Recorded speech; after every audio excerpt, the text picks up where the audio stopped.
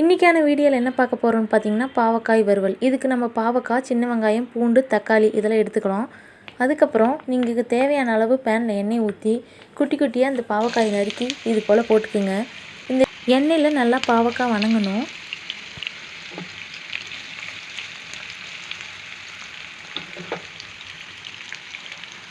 ஒரு 5 நிமிஷம் வெயிட் பண்ணலாம். அதுக்கப்புறம் பாருங்கள், இந்த மாதிரி பொன்னிறம் ஆகிடும். வறுவலுக்கு தேவையான பூண்டு, ஜீரகம், சின்ன வெங்காயம், தக்காளி இதெல்லாம் நம்ம அரிஞ்சு வச்சாச்சு. இப்போ இந்த பாவக்காயை பேன்லேருந்து எடுத்து இதை ஒரு தட்டில் நம்ம மாற்றி வச்சுருவோம். இப்போ அந்த பாவக்காயை வணக்கின எண்ணெயே மீதம் இருக்கும். அந்த எண்ணெயிலேயே நீங்கள் இந்த பூண்டையும் ஜீரகத்தையும் போட்டு நல்லா வணக்கிக்கிங்க.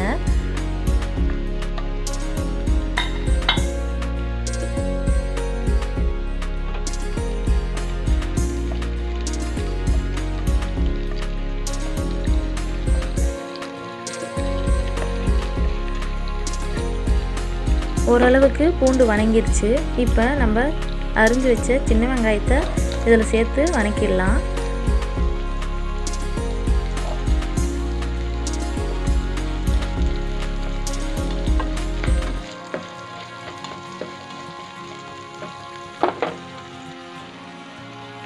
வெங்காயம் நல்லாவே வணங்கியிருக்கு.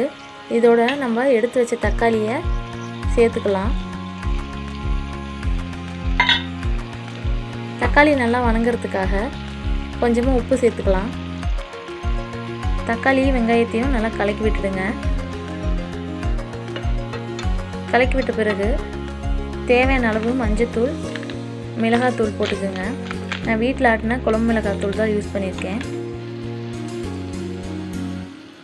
காரத்துக்கேற்ப நீங்கள் போட்டுக்கலாம். இது ஒரு டைம் நல்லா கலக்கி விட்டுடலாம். ஒரு 1/4 டம்ளர் தண்ணி ஊற்றி இதை கொதிக்க வச்சுக்கலாம். மிளகாத்தூள்லாம் மிக்ஸ் ஆகிற மாதிரி. இப்போ நான் ஏற்கனவே எடுத்து வச்சுருக்கேன், அதாவது அரை வேக்காட்டில் எடுத்து வச்சு அந்த பாவக்காவை நான் ரெடியாக வச்சுருக்கேன் இதில் மிக்ஸ் பண்ணுறதுக்கு. இப்போ பாருங்கள் கொதிக்குது. இதில் நான் இதை சேர்த்துக்கிறேன். இந்த பாவக்காய் ஏற்கனவே அரை வேக்காட்டில் எடுத்து வச்சது.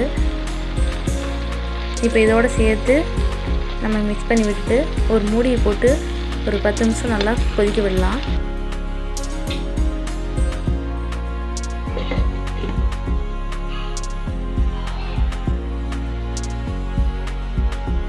பத்து நிமிஷம் ஆயிடுச்சு. இப்போ பாருங்கள் மூடியில் எவ்வளோ தண்ணி வேர்த்துருக்கு.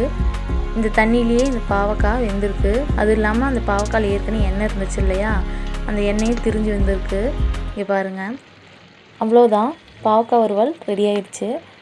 இது நல்லா எண்ணெய் திரிஞ்சு வர மாதிரி இருக்கும்போது எடுங்க, அப்போ தான் டேஸ்ட்டு நல்லாயிருக்கும். இதை நீங்கள் சாப்பாடோடு வச்சு சாப்பிடுங்க, செம்ம டேஸ்ட்டாக இருக்கும். குழம்பே கேட்க மாட்டீங்க, இதுவே உங்களுக்கு போதும் அப்படின்னு சொல்லுவீங்க. பாவக்காய் சாப்பிடாதவங்க கூட இந்த விரும்பி கேட்பீங்க. அந்த மாதிரி டேஸ்ட் நல்லாயிருக்கும். நீங்கள் எப்போ பாவக்காய் வணக்கினாலும் இது போல் எண்ணெய் அதிகமாக ஊற்றி செய்யுங்க. அப்போ தான் அந்த கசப்பு இல்லாமல் பாவக்காய் டேஸ்ட்டாக இருக்கும்.